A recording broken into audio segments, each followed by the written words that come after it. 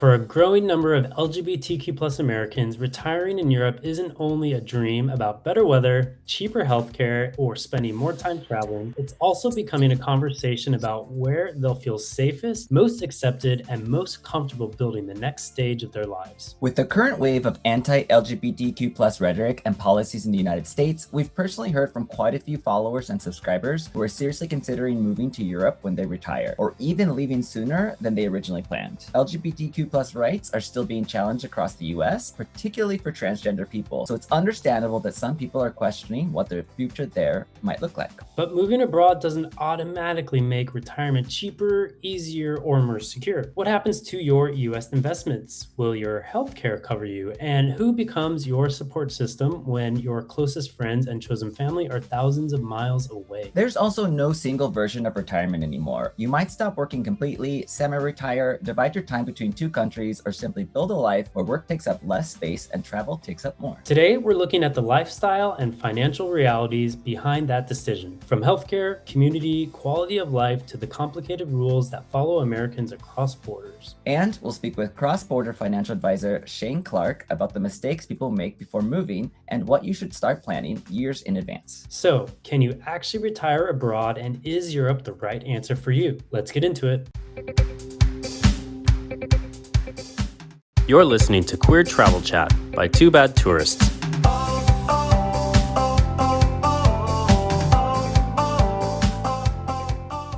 Hi, everyone. Welcome back to another episode of Queer Travel Chat. I'm Austin, one half of the blogger duo, and joining me, as always, not in our Madrid studio today, is David. Yes, I am here too. I am in Madrid, but where in the world are you?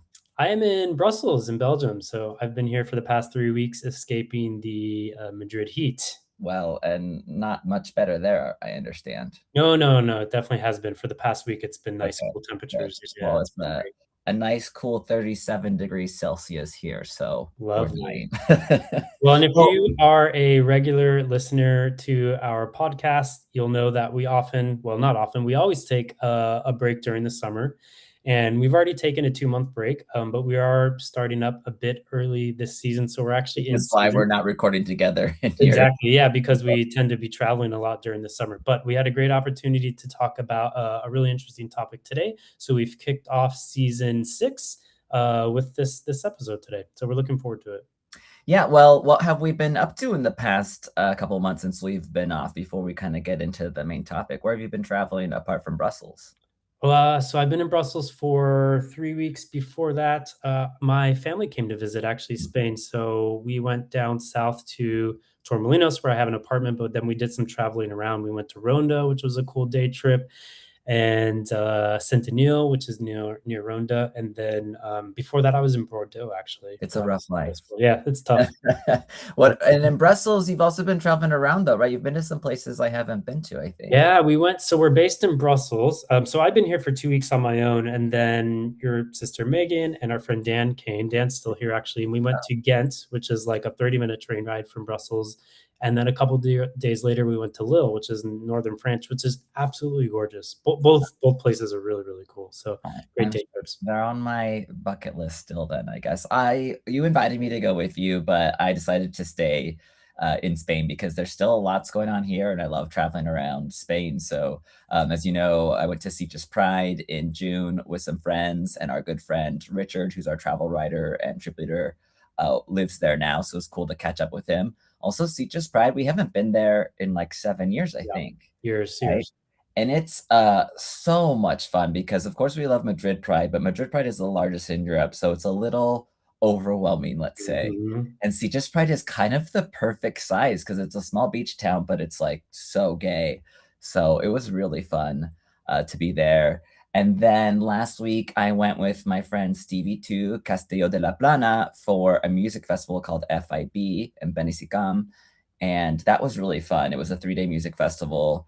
I've been lately getting into like Spanish indie rock pop groups that are random. So it was cool to see a lot of them live. That's fun. Yeah, it's been a lot of fun. So, and then we will meet up in Stockholm. Yeah, we'll see each other in about a week or a week and a half. See you there before you're even back in Madrid. Yeah, So, exactly. I'll be going to France first, then Stockholm, and then back to Madrid. Well, let's get into what this episode is about. Sure. So today we are going to explore how LGBTQ plus people are rethinking traditional retirement. So that could be from retiring overseas or semi-retiring to creating a flexible life that allows more time for travel. So we are joined by Shane Clark today, who's the co-founder and president of Euro American Financial Advisors. He specializes in investment management and cross-border financial planning for U.S. citizens living in Europe, and he'll explain what Americans should consider before moving abroad, including U.S. retirement accounts, taxes, Social Security, and common financial mistakes. And for this week's episode, rather than fun facts like we usually do, you picked out a little bit of like an article that we can reference, which Yeah, I'll leave the link in the show notes in case you want to get into more details about it. But since we have a lot to cover, I'm going to keep this short. In 2025, US News and World Report said these 5 countries are not only great retirement destinations, but also are really well known for being welcoming to LGBTQ plus residents specifically.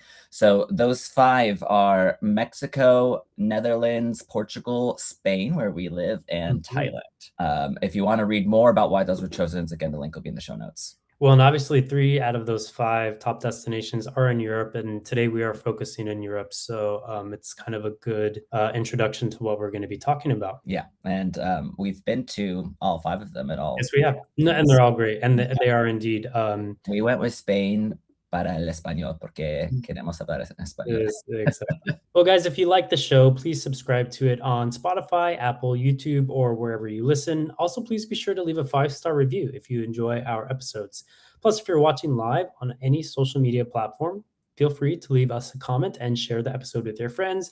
And you can always follow us on social media. We're always at Two Bad Tourists. So today's interview is specifically about retirement planning for Americans who live in Europe or are considering moving here. But before we get into the financial details with Shane, we wanted to talk about the bigger lifestyle question behind all of this.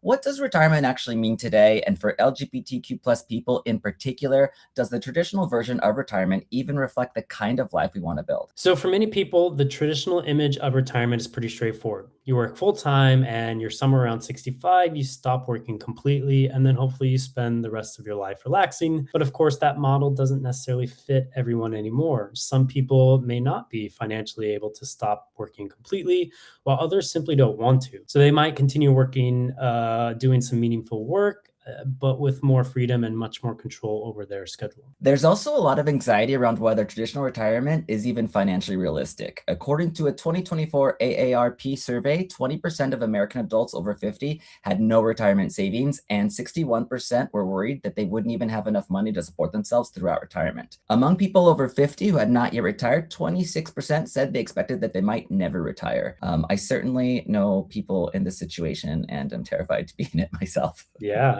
Well, I mean, those numbers definitely sound pretty depressing, and they can also force us to reconsider what retirement actually looks like.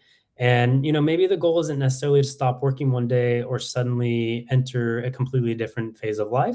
Or, like we did, we moved from the US to Europe, and luckily in Spain, there is a lower cost of living. So, our retirement funds, which might be based there, can actually go further. So, yeah, but we hadn't we started building our life in retirement in the US, and then, 10 years into that life changed it all up. So exactly. Yeah, we didn't necessarily move to Europe planning that we were going to retire here. It just all kind of happened organically. So, I think maybe the goal of people can gradually create more control over time. And, as you kind of figure out what your life wants to be, that could be reducing your workload, or, maybe changing the type of work you're doing, building a life where travel and meaningful experiences aren't constantly postponed until the future date, right? So, maybe you have more of a hybrid model. That idea is probably especially relevant for our listeners because so many people who love travel don't necessarily dream of spending retirement in one house or one location. They might want to live abroad permanently. They may even want to divide their time between 2 countries. I know that would be something I would love to do, just be able to spend more time in the US with my own family.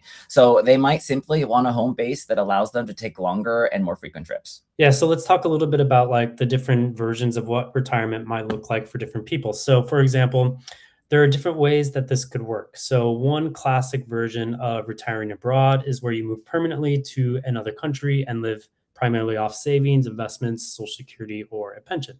So that's probably what most people picture when they hear about an American retiring to Spain, Portugal, France, or somewhere else in Europe. Another possibility is semi retirement. You might continue consulting, running a small business, freelancing, or working part time. You still have income coming in and you still have projects that give your life structure, but your work no longer controls every part of your week. I kind of feel like you're going to end up in that position. I was just about to say, I feel like, if we're still running Two Bad Tours or working in travel, it's something that I'm passionate about. So I don't want to work 40 hours a week, but maybe have some version that I'm still doing, when I'm older. I think I would potentially do that. I But can yeah, see that as well. Yeah. Or even still like giving the occasional tour here in Madrid is a exactly. fun thing to do, to be honest. Of course, there's another option that might appeal to a lot of travelers. So that could be keeping a home base somewhere while spending several months of the year in other places. That could mean escaping winter, taking 2 or 3 month trips instead of rushed 1 week vacations, or even temporarily living in different cities without committing to a permanent move. It doesn't have to be all or nothing. You don't necessarily have to sell everything you own, buy an apartment in Portugal, and announce that you're never coming back to the United States.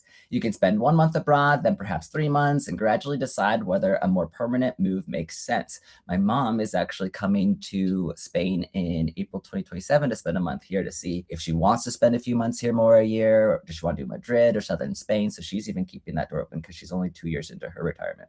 Oh, yeah, interesting. Well, of course, living abroad while receiving American retirement benefits is already a reality for many people. So, the Social Security Administration figures that about 700,000 beneficiaries were living in foreign countries as of December 2024. So, that figure would include retired workers as well as spouses, survivors, people receiving disability benefits, and children. But it still demonstrates that hundreds of thousands of people already receive American benefits while living outside the country. However, there is actually an LGBT side of this conversation as well. So many queer people have spent a large part of their lives creating their own visions of family, community, and home. So some people have extremely close relationships with their biological families, while others rely much more heavily on their partners, friends, former partners, or the chosen family that they have built over the years. Those relationships can become even more important as we get older. A 2024 AARP study of LGBTQ plus adults over 45 found that 78% were concerned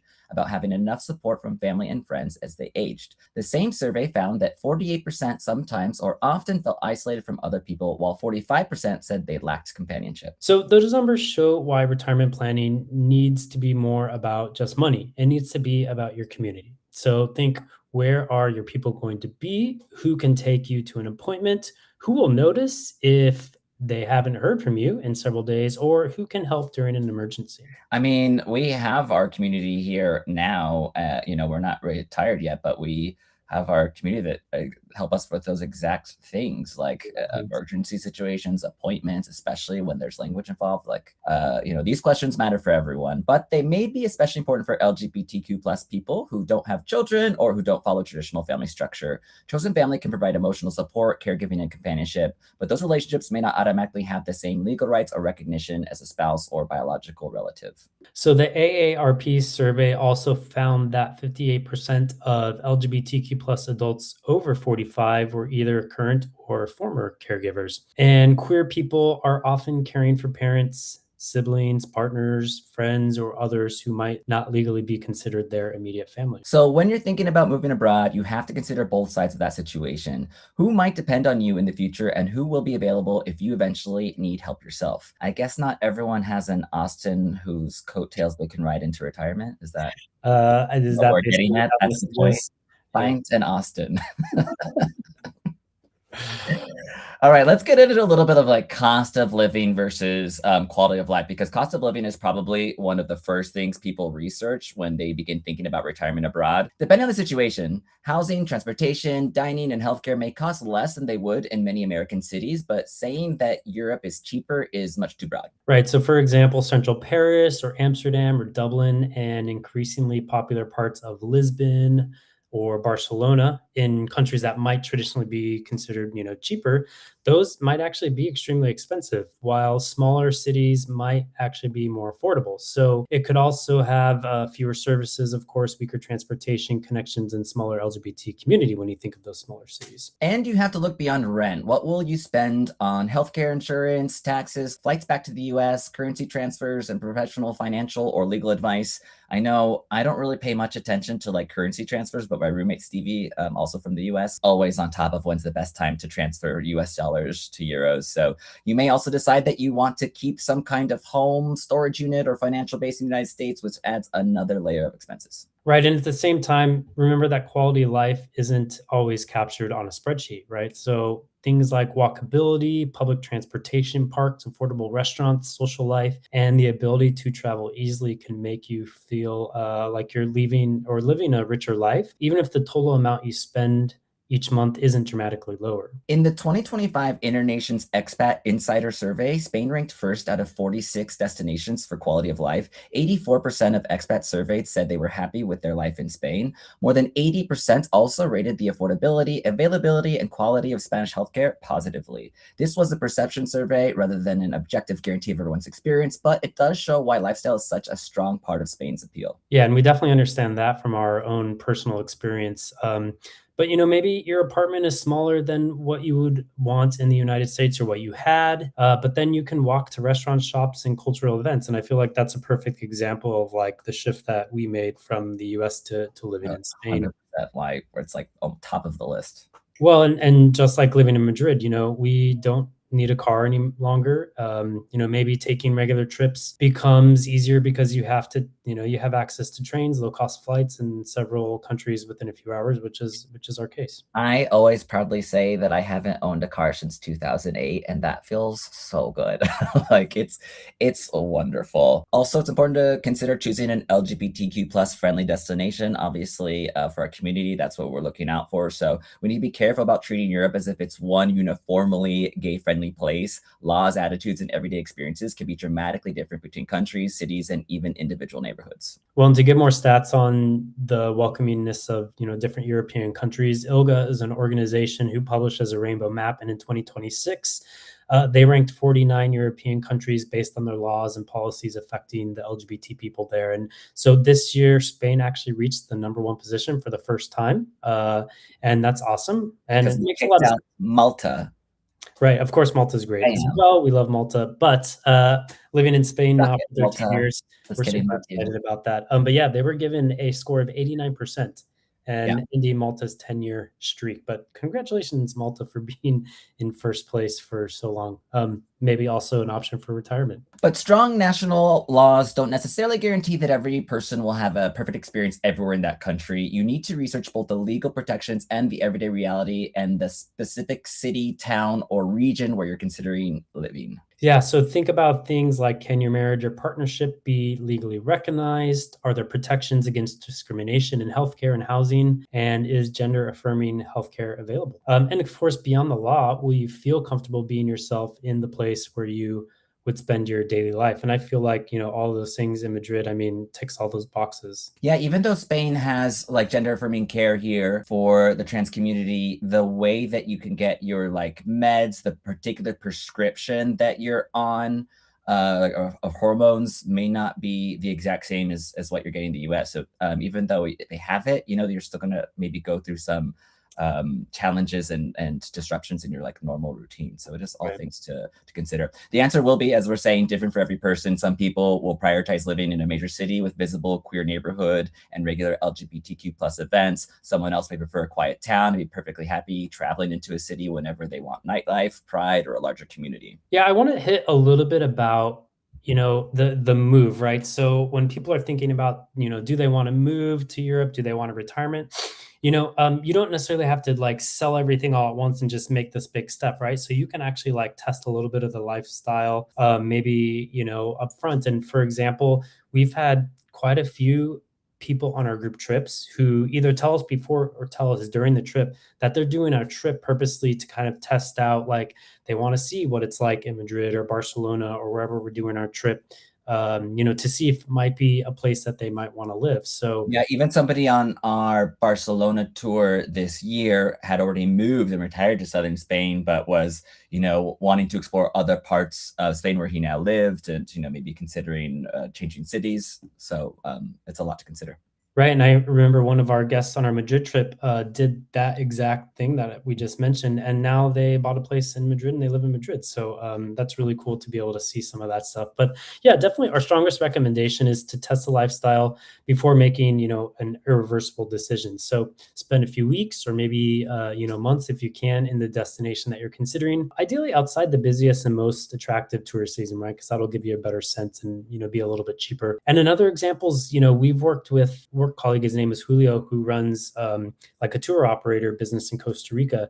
And he actually creates group trips specifically for people thinking about moving to Costa Rica. And not only during that trip are you kind of touring around, but he sets up meetings with like real estate people and, tax advisors and stuff like that. So kind We of talked about doing that for Spain because taking it to the next level. honestly, just add it to the to-do list. Yeah, but as you mentioned, coming like not in the off season. So visit during winter, take the public transit, shop in normal supermarkets, try to talk to some of the locals, visit neighborhoods where you might actually want to live and calculate what an ordinary month would realistically cost.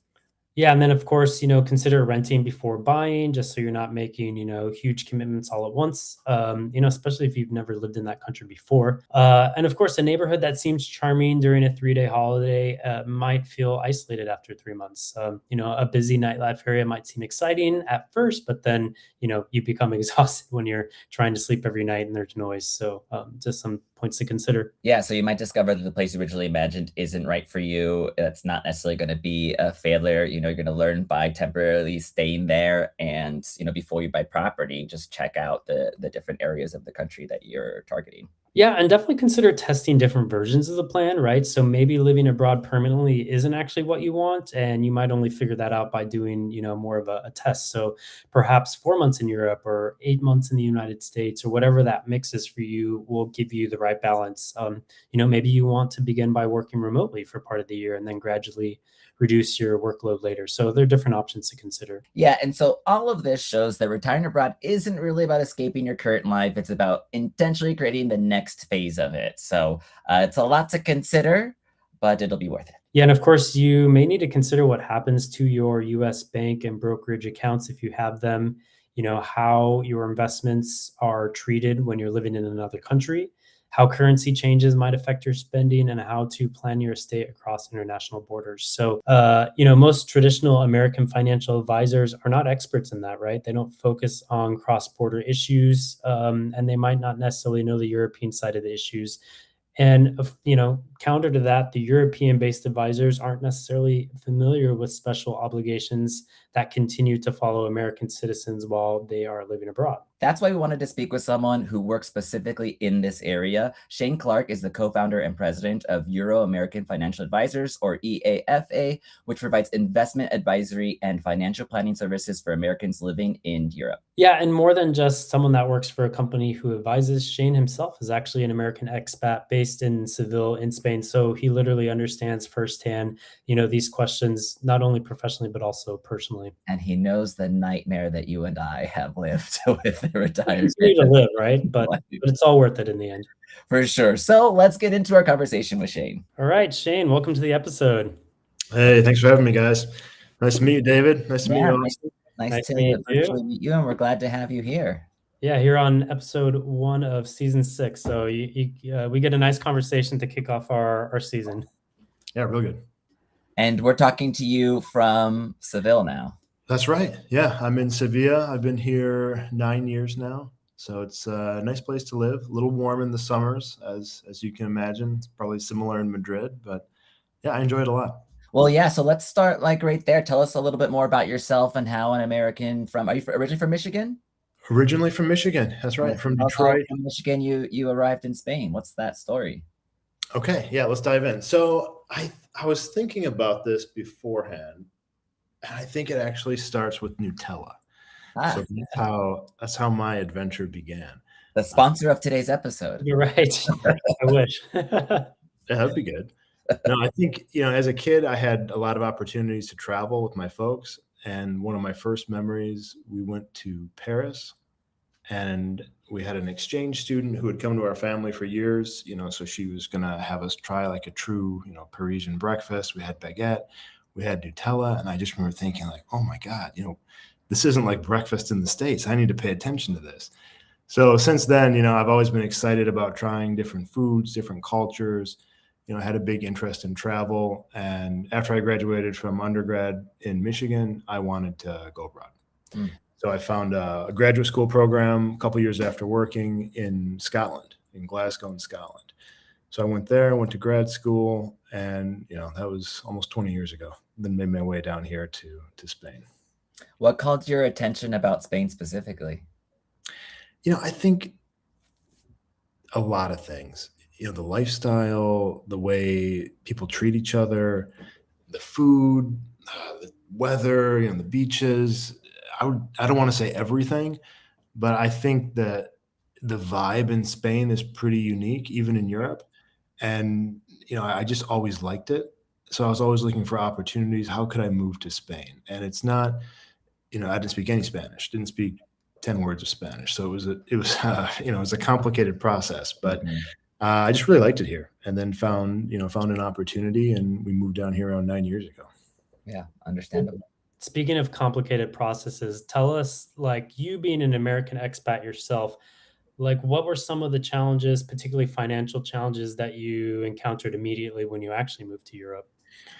Yeah, so that's a good question. I think for me, taxes, that's kind of the, back then I was a student, so I was on a student visa, and I was kind of learning about what do you mean I still have to file taxes in the US?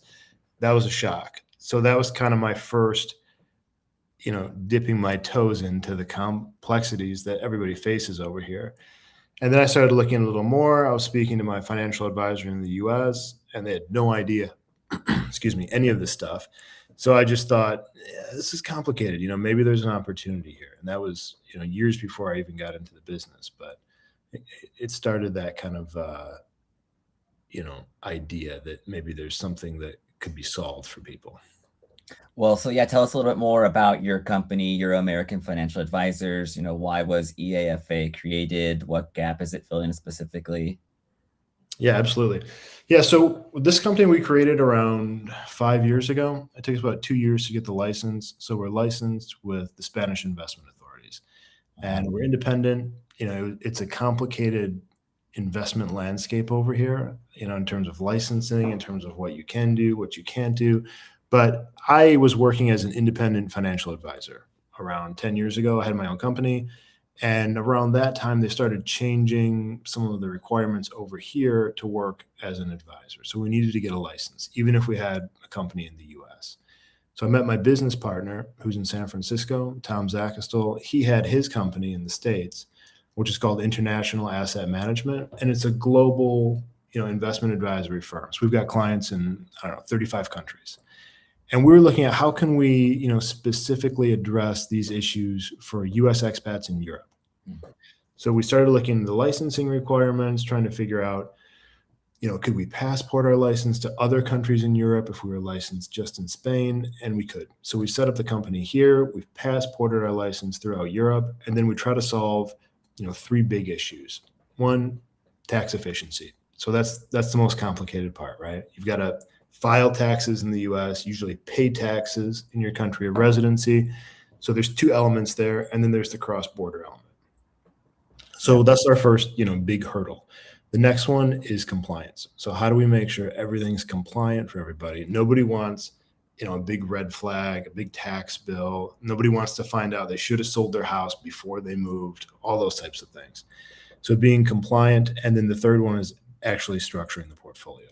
So how do we structure your investment portfolio in a way that's globally diversified, accounts for currency risk, helps you meet your goals, all those types of issues. Yeah, we definitely know the nightmare of the tax situation abroad. And like for us, it always felt like, feeling your way around a dark room, just trying to find like the exit because you have no idea what you're doing. And then you talk to accountants in the US or accountants in Spain and then get conflicting, advice. You're just like, What do I do? I feel like, I mean, Jane, you mentioned the word compliance, and I'm like, okay, we've been in Spain for 13 years, and I still like, I'm just always wondering, are we actually doing things the way we're supposed to be doing it? Yeah.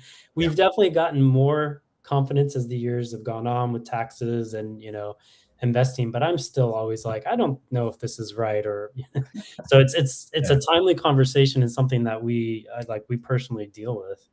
Yeah, absolutely. I think a lot of people are in that boat, and especially with the taxes, because like a Roth IRA, for example, that's not in the joint tax treaty. So if you ask five tax advisors, you might get five different pieces of Mhm. advice, and none of them are necessarily right or wrong. So I think when you hear conflicting advice, that just makes you feel uneasy about the whole thing. Yeah. I think there are some good experts out there, but it's just a handful. There's a Mhm. handful of people who really specialize in this.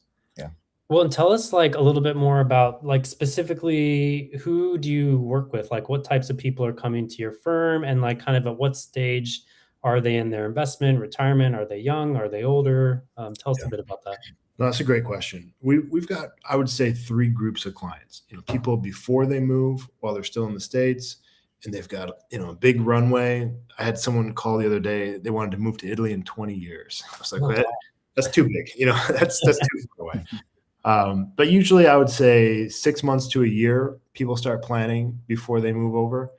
Then we've got people who have just moved and they have a surprise usually, and they're trying to figure out all these complexities. And then the third group, people who have been here 20 years. They might be an accidental American, somebody whose parents were American, they've lived in Europe their whole life, Mm. or they just have lived here and they're trying to get their estate figured out, things like that. So I have a kind of a two-parter question. So why are many traditional U.S. financial advisors unable or unwilling to continue advising clients after they move abroad or to Europe? And then on the flip side, why might a European financial advisor not be equipped to advise an American citizen? Kind of on both ends. Yeah, that's there's a lot of those issues. I We've think talked to both, probably. yeah, and it is confusing. Yeah. Yeah, absolutely. Yeah. Let's start with the European side. So the European side, we have this in the US, FATCA is what it's called, Foreign Account Tax Compliance Act. And that basically says that European firms need to provide information back to the States. And a lot of them don't want to do that. So particularly in Germany, for example, it's almost impossible for a US citizen to open a bank account or an investment account. In It's just Germany. in Germany, yeah. Oh, wow. It's too much, it's such a small percentage of their clients. It's easier just to say we're not going to deal with it Wow. because it is a highly regulated environment over here. So anytime, if you do want to do things the right way, it's a big process. Mm. So there's many forms, there's many procedures. You have to have internal policies, how you treat these things, document everything. So a lot of firms they don't want to do that. So they just say, we're not going to work with US people. And it makes it complicated, if you're a US person. On the other side, US advisors, some institutions have just said we're not going to work with US expats if they're in Europe because there's more, complications for having people once they're a tax resident or have an address over here. Additional paperwork, additional forms, same thing. It's a really small percentage of their clients. They don't want to deal with it. And then some firms, they might say, yeah, no problem. David, you're moving to Madrid. I don't care. When they fill in the change of address form, then their compliance department comes back and says, we can't work with you. I'm curious, like, as you've been in it now, your business has been around for 5 years, right? Yeah. So, and obviously we're discussing these complexities. Do you see it getting any little bit better, little by little, like as people figure this, as we become a more globalized world, and with all these digital nomad visas happening? I'm curious from your perspective. Well, I would like to say yes, but Would I? I would like to hear yes. Yeah. I don't know. I don't know if it's getting easier. I think Europe is kind of trending more towards regulation on everything. So the way we're regulated right now is through a piece of legislation called MiFID. And there's MiFID 2, MiFID 3 is coming out, and that's for retail clients. So, everyday people. That's going to increase a lot of the bureaucracy, I think, and that should come out next year. So, stay tuned for how that impacts things. But it very well could be that it makes it impossible for US advisors who aren't regulated, they don't have a license in Europe to operate with any clients in Europe. So that's another reason we got this license ahead of time. So we can't tell our clients, we can't work with you anymore. So I think, in some ways, I think it's becoming more complicated. In other ways, there are a lot of lawsuits with tax authorities throughout Europe to recognize things like Roth IRAs. Those types of issues, I think Right. they're trying to make the joint tax treaties a bit more streamlined. So that's a positive. It feels like we're the generation that's pushing that forward, and then the next generation after us is going to Yeah. reap the benefits of all the work that EAFA is doing for Yeah. us. Well, that's how it works, right? I mean, Yeah, exactly. It is. Well, and meanwhile, it's us making all these mistakes or trying to like figure things out. Shane, what would you actually say like are some of those big mistakes that Americans make? Either right when they're planning to move to Europe, or you mentioned like some people just moved and then they have a big surprise. Like, what are some of those things you see frequently?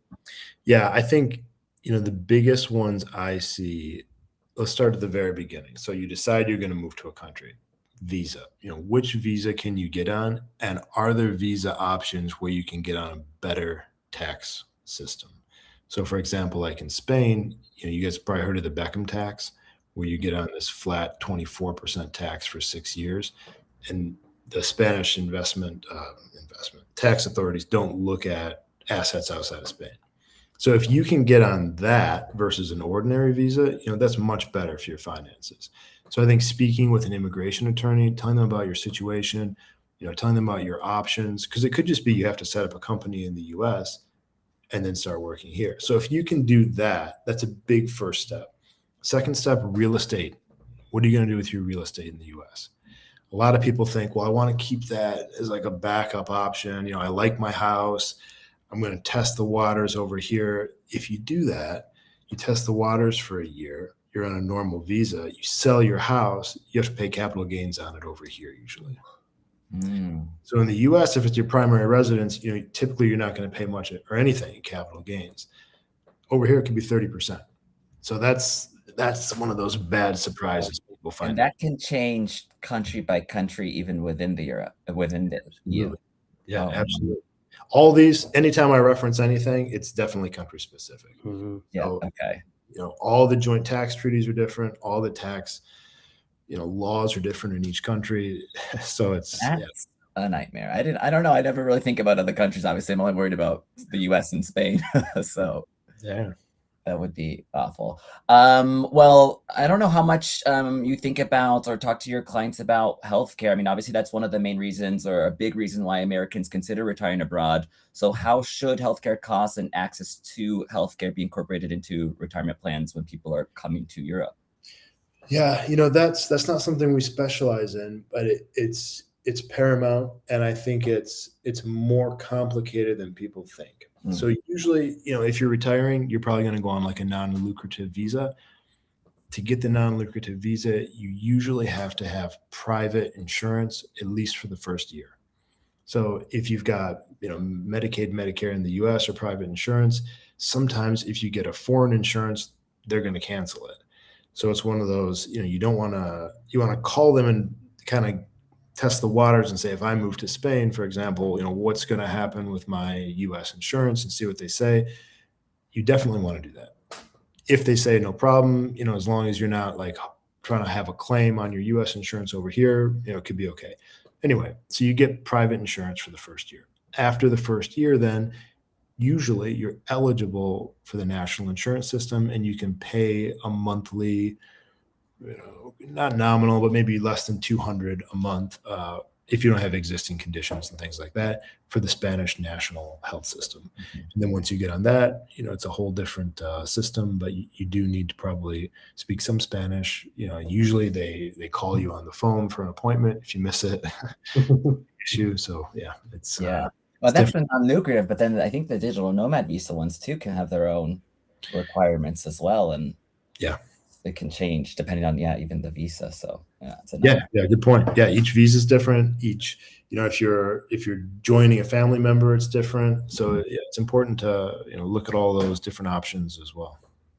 Shane, what actually happens when an American citizen like actually has U.S. retirement accounts, investments, or Social Security benefits already, what actually happens to those accounts when they become like I guess it would be a tax resident of somewhere in the EU, right?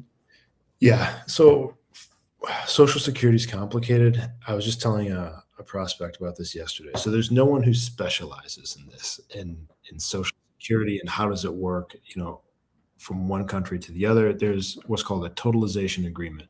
So you should be able to transfer credits. If you work for more than 10 years in the US, you worked 15 years in Spain, you should be able to transfer credits both ways. And then in theory, now I believe you should be able to draw from both systems as well. But if you've got a bank account in the US or abroad now, you should be able to transfer Social Security payments directly to either one. So that should be okay. And you can call, the Social Security agency and kind of walk them through what's going on and just get more information about that. Investment accounts can close. That's usually one of those other bad surprises. Mhm. So if you're with, Morgan Stanley, Merrill Lynch, Wells Fargo, those ones we know for sure they're going to close your account if you move abroad, or at least restrict it. So you can't buy mutual funds, you can't buy exchange traded funds. So that's where it becomes, people say, why should I hire a financial advisor? If you're in the US, maybe you can do it yourself. You buy 6 ETFs, it's not that complicated. If you move over here and they restrict what you can buy, so you've got to build your portfolio then of individual stocks, individual bonds, that becomes much more complicated, much more, time inducive. It's a different process than it is in the States. Well, so I'm curious, like, why, if you know why they do that, and you mentioned the ones that tend to do that, are there some that tend to not close your investment accounts? Yeah, there's 2 that won't close your investment accounts, and those are the 2 that we work with for that reason. One is Interactive Brokers. The other is Charles Schwab. So if you're in the US, for example, with Schwab, you're going to be with Schwab Domestic. You call them up, you change your address, whatever route you take, you move to Spain, then you go to Schwab International. When you pivot from domestic to international, they restrict what you can do. So you can no longer buy US mutual funds because mutual funds have to be registered where they're being offered. So, Austin, you living in Madrid, mutual funds are only registered in the US, so they can't offer them to you in Spain. So that's, the restriction on the mutual funds. Exchange traded funds also for retail clients. So if you open the account yourself, you're considered a retail client. And there's this always gets me. It's a tongue twister. Packaged retail insurance and investment-based products. Rolls right off the tongue. Easy to say, right? I already forgot what you just said. Right. Kind of puts you to sleep as well. But it's a piece of EU legislation which says you can't buy US ETFs unless they offer this key information document, and none of them do. So that's why you're restricted then to those 2 products, individual stocks, individual bonds. Complicated. Yeah. Austin? Yeah, so I guess I'm just trying to figure out like if our listeners want kind of just, or maybe it's not simple, maybe that's kind of the whole point, but like what general strategies or products like would you recommend someone to consider if they're planning a move to Europe? Yeah, and another question we get frequently asked is, can I use a US address? That's a common approach people use, and I always just say, here's the trade-offs. Yeah. So if you use a US address, if it's in a state where there's state tax, that's one of the trade-offs. So if it's a taxable account, it produces a 1099 tax reporting form. It's going to show capital gains. It's going to show distributions. So if you're in California, for example, for sure, they're going to come after you and say, why aren't you paying state tax on this? So that's one of the reasons, not to use a state address with state tax. We've heard clients who then say, they use one of these PO boxes, and we've heard mixed reviews. Sometimes that works, sometimes it doesn't work. And then they kind of block your account because they say it's an undeliverable address. That poses a lot of potential problems. It's not illegal. It's not a huge issue for you. It's a big issue for the broker because they're incorrectly reporting where their clients live. But those are kind of the trade-offs. The other one would be fraud. So if you're using a cousin's condo and your statements are going there, somebody else might get that mail. That's a potential issue. So that's the other two reasons we use the two compliant brokers. It's completely compliant. There's no issues for fraud. There's no issues for state tax. Your statements go to you where you live over here. I think I forgot the other part of that question. Well, I was just going to say, it's interesting you said about the US address, because I actually just got a little feeling in my gut, because I was like, well, I have a US address on my retirement account, but then I didn't want to say anything because I'm like, well, Shane's going to probably call me out on that. And then I just started getting nervous, but I'm glad you said what you did. A lot of people do. A lot of people do, because there's not too many options otherwise. Yeah. If well, you hopefully don't, they're not listening to this episode. yeah. No, I think you have limited options, and if you want to do this yourself, you have limited things you can buy. So a lot of people use a U.S. address. I feel like this conversation has put me at ease on one hand, because it's not just me how complicated and confusing it all is, so everyone's suffering. And on the other hand, the panic that I was essentially like, wait, am I doing it right? I thought someone had given me advice, and now I don't even know what to do. With that said, I feel like we've covered a lot of topics, but we've barely covered anything at all. Is there any question you wish we would have asked you, something you wish to share? And also feel free to throw out social media or website where people can find more info on you. Yeah, I think all these types of things. I always say if you're looking pre-move, something to talk about is the visa as a step one. Step two is taxes.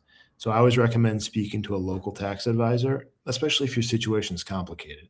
And a lot of people nowadays who are looking to move abroad work in tech, so they have shares in a specific company or stock options, something like that. And that gets super complicated for the tax treatment.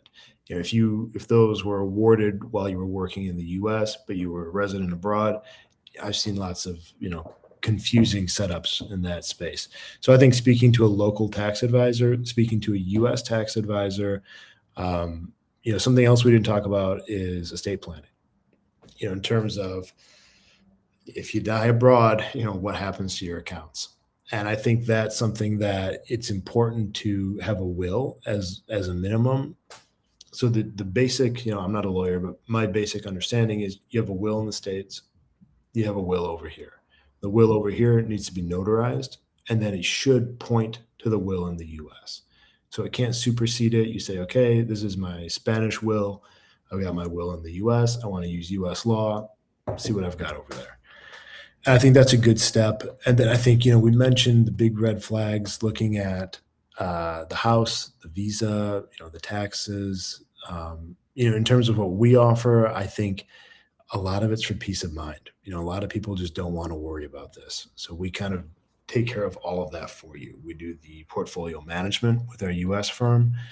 We've got partners who do the taxes locally, and we have partners who do real estate, estate planning, anything in that space. We're a small company, and we're always here to answer questions. We get all kinds of questions, and we've got a pretty diverse team.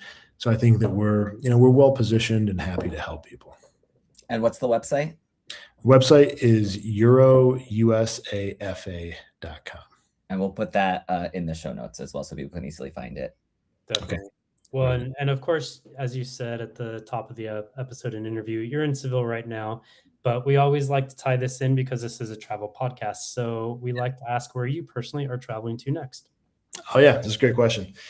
Yeah, I mean, for the business, we do operate across Europe, so we do different events in Paris. We've got one coming up in Rome with the American clubs there. Barcelona, we often do things, as well as Madrid. But personally, my wife's family is from France, so we're going to go up to the south of France here in a week. Nice. Amazing. Time to go, yeah. I'm going to France tomorrow. I'm in Belgium. Yesterday, I took the Eurostar from Brussels to Paris. And then my family, I have cousins who live in the northeast of France, so I'll be there for about a week. Okay. Yeah, that'll be hopefully cooler weather. Yeah, exactly. It's Yeah. nice. We've been talking about how complicated it is to move abroad, but these are the reasons. These are the big perks. Exactly. Is getting to We pop just over get to to southern France. perfect, exactly. Shane, has been so wonderful. Thank you for your time and for your knowledge. I'm gonna have to re-listen to this podcast episode because I feel like I learned a lot, but I'm gonna have to soak it back up. So thank you again for joining us. Yeah, No, thank you guys. Appreciate it. Thank you very much. Happy to be on it. Enjoy All your right, trip. take care. Bye. Well, thank you, Shane, so much for being on the episode. That was actually really great advice. Makes me a little bit nervous to think about some of that stuff, but it's also good to have a resource where we can actually learn more information. and Yeah, actually- exactly. It's just another notch in our belt, and it's a good resource to keep in mind and to recommend to other people. I also just want to thank him for being charming and easy on the ice because that made a boring topic really easy. Listen, finances and retirement, it'll help if you're a little bit charming and good visuals. So thanks for that too, Shane. If you like the show, please subscribe to it on Spotify, Apple, YouTube, or wherever you listen. Also, be sure to leave a 5-star review if you enjoy our episodes. Plus, if you're watching live on any social media platform, feel free to leave us a comment or share the episode with your friends. You can follow us on social media. We are always at Two Bad Tourists. And lastly, please feel free to leave a comment about what you want to hear more of. All right. So, how about a sneak peek for episode 2 of season 6? So, We're actually just jumping into season 6. jumping in. So, I we're mean, actually really midsummer. excited because we have just launched a gay group trip to Gran Canaria in Spain, which are part of the Canary. It's one of the biggest island in the Canary Islands, or the second biggest, which is right off the coast of Africa. And that's from November 26th through December 2nd of this year of 2026. So, it's just about 5-6 months Is away. that over Thanksgiving for our American guests? Yes. So for if you our wanna American skip listeners, all the family drama and come join us in Exactly. Gran Canaria for Thanksgiving. so we'll because be- of the Thanksgiving break, you only have to take a couple extra vacation days. Yes, and we'll be in warmer weather. And if you're thinking about retiring in Spain, why not come take a trip and see how Gran Canaria is? Yeah, so we're going to do an entire episode on Gran Canaria, and our Europeans tend to know a lot about it, but Americans might necessarily know. But it's a bit like the Hawaii of Europe, right? So it's warm all year round because it's basically like subtropical, I think. So we'll be there in November and December, and you can go to the beach. It's warm weather. So And we're going to it'll be be cool. specifically in Maspalomas, which is the Palm Springs Fire Island. It's sea the gay kiss little of- mecca. it's the gay the- area. Right. Maybe like at the gay hotel, actually, at Axel. Exactly. And the great part about Maspalomas, the island's small, so you can actually do day trips and within a couple hours kind of see all parts of the island. So we'll base there, but get to visit all around. So we're super excited about that trip. So if you're interested in that trip or just interested in visiting Gran Canaria at some point in the future, we will give you all of the tips and details on what you can expect. And you can go to our website, twobedtourists.com, to get more info on that trip right now. Definitely. And if you're listening to this episode, actually, our solo traveler promotion is running through the end of July. So you can save money on the single supplement. So definitely check that out in the next week or so. All right.